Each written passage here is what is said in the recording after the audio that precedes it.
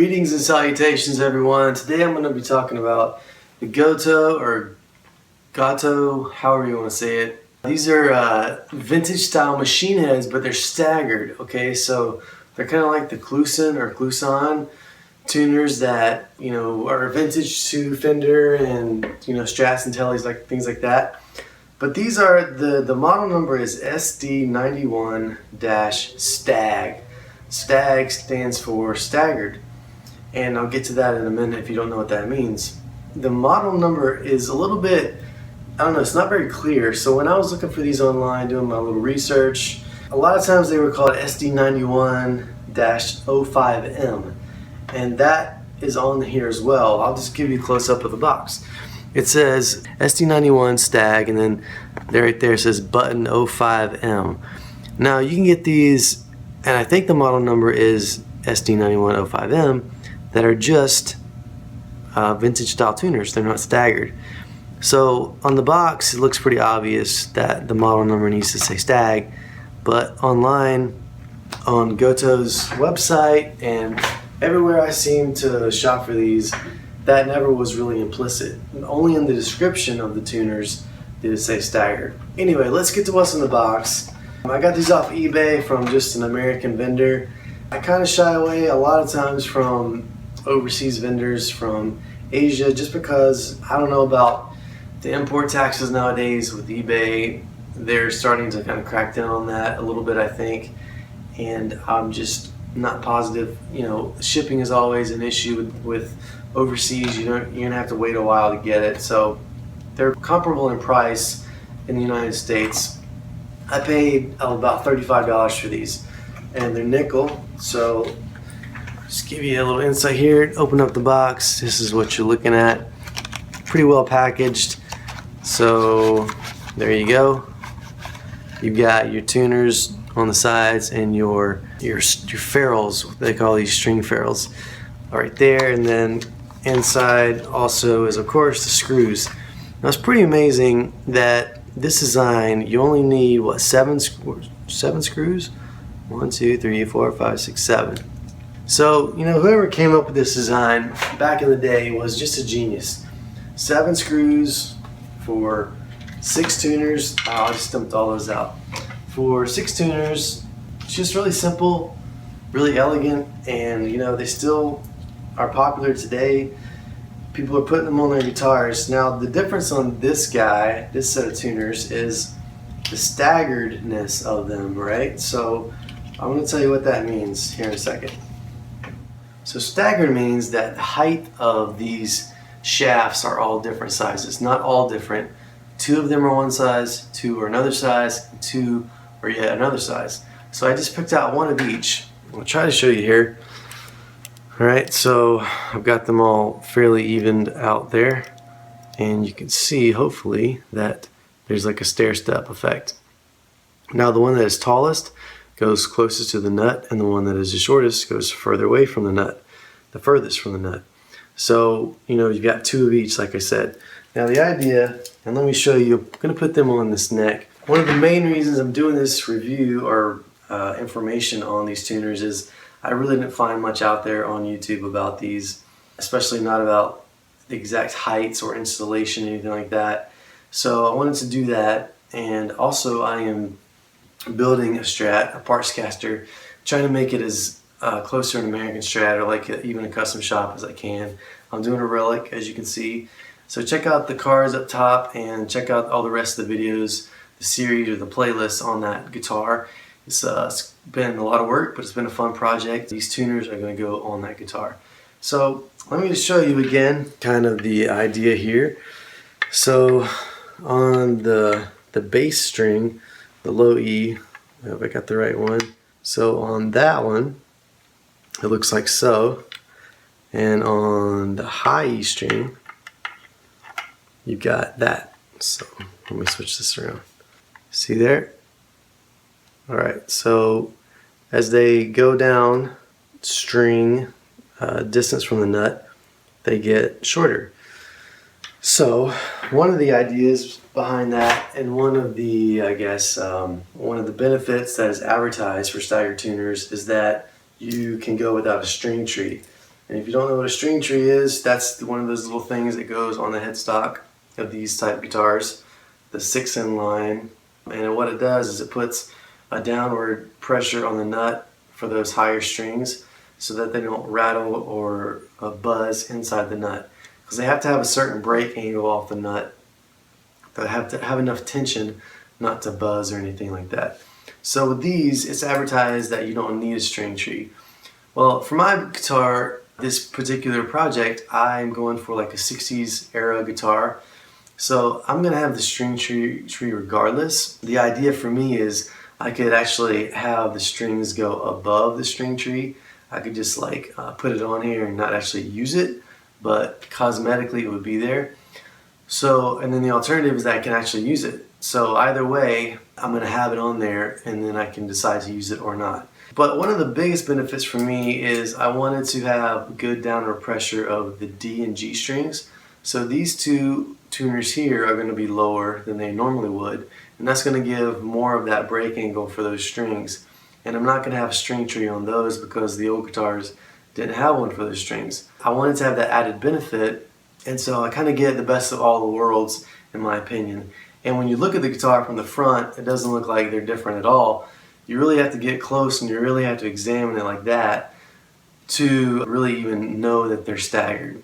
So that's the idea, and I'm also going to relic these, so stay tuned for that process. I've reliced all the hardware for this guitar project that I'm doing, so I'm going to show you how I do it, and not that I know what I'm doing, I'm just going to go through the process the best way I know how, and I'll show you how they turn out so that hopefully it will help you either do like I do or not do like I do if I mess it up. So that's the idea, but again, these are pretty inexpensive, $35.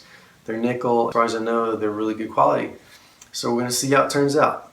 So the video that you just saw was taken a few weeks ago, maybe a few months ago, and I was talking about the Staggered tuners that I got.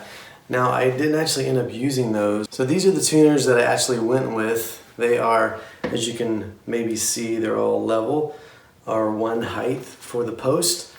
They're actually the Gotoh SD-91 the normal, so not the Staggered. Essentially they're like vintage Kluson tuners. And of course I have the white button, and I may try to talk about, I'm not sure if I'm going to talk about it in this video or some other one, but I'm going to go into detail about how the extent of the search I had to go through to try to find some pearl button tuners like this, which are essentially impossible to find. And I had a method where I was going to buy these and then get some other ones and then switch out the knobs, which I still may try to do, I'm not sure.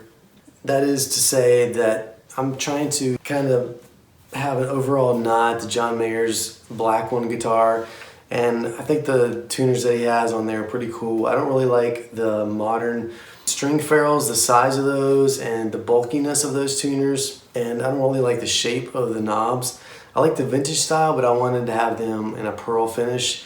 But like I said, it's essentially, you know, impossible to find those. It's not impossible, but to do it inexpensively, let me say that. So yeah, this is the guitar. It's essentially finished. The only thing I gotta do is talk about this maybe in another video, but the saddle height screws are just a little too high. So it's like cutting into my hand as I play it, which is not cool. Now, there's an option, of course, to do a shim, but the shim that I would like to get is from StewMac, and they're cool. They're perfect. You know, they're not business cards or any kind of oddity like that. They're really nicely made, as far as I can tell. You can get them in different degrees, but when it comes to shipping and tax and all that stuff, it's just ridiculous how much a little piece of thin wood costs like that. So I found some really inexpensive saddle height screws that I think will be okay, so I'm just going to switch those out, and it should be fine because the guitar is set up really well, it plays nicely, and I don't see any other reason to have a shim. Okay, so back to the tuners, and let me say also really quickly, I have some new video gear. I've got a new camera. It's actually not a camera, I've just got a new iPhone. So before I had like a 6 and I was doing all my filming on that, and so now I have an iPhone 8 Plus, which is a big upgrade for me, and the camera should be nicer. I won't go into all the details, you can look those up if you're really curious. So I also have an inexpensive lens on the phone, which enables me to bring the phone closer and still get everything in the shot, which means that you can maybe hear me better. Now down the road I may also get a better microphone, but for now I have that. And then I also upgraded the RAM of my computer, my MacBook Pro, which is like from 2009, and I don't know why I haven't updated the RAM previously, which is a pretty inexpensive and easy thing to do, but I finally did that. So on to the pictures I'm going to show you. So like I said, I didn't end up using the Staggered tuners because I ran into issues with them, namely on the thickness of my headstock. So the first picture I'm going to show you is I just basically took the Strat headstock and I pushed one of the smallest height or the shortest height post through the hole, which would be the high E string, and you can see just from looking at it with the naked eye, so to speak, the slit in the post goes down further into the ferrule than flush. So you can't even see the bottom, so to speak, of the slit in the post, which was a red flag to me. That just didn't look right, and it's like, well, the string's gonna have to go down in the hole, which I've never really seen before and I didn't feel comfortable with. So the next picture is a measurement, showing the measurement of the thickness of my Strat headstock, which you can see I know it's measured from the 1-inch line, but it's the same measurement nonetheless. You read it there, it's 9/16, right? So that was the largest dimension that the eBay seller said would work. Now I don't know if they got that from Gotoh, the manufacturer themselves, or what, but that was they said if you have that headstock thickness, then it'll still work. Well, I'll explain in the following pictures that it did not work for me. So this is more of a warning, right? So if you're in the same boat and you want to get Staggered tuners, it may not work for you. So the next picture is I didn't have everything set up to install these or kind of check them on my Strat. So what I did is I took a tuner off my Jazzmaster. I took the high E off. So what you're looking at is just the high E string tuner installed with the ferrules and everything, the normal ferrules of my Jazzmaster. And you can see, that's not a great shot, but it's just kind of getting the point across as to what I was trying to accomplish. I just wanted to get an idea. Actually, I think I installed it, I screwed it in the headstock and everything, just so I could tune it up to pitch and kind of see how it was going to work, right? So you can see that from that picture maybe, that the string is actually going down in the hole. And I couldn't tell, I mean, I got as close as I could even with my eyes, but I had to take a really close shot. So the next picture is sort of the same thing, just trying to get a good shot. And then this picture is a really good shot. So you can see that the string is like resting on top of the ferrule.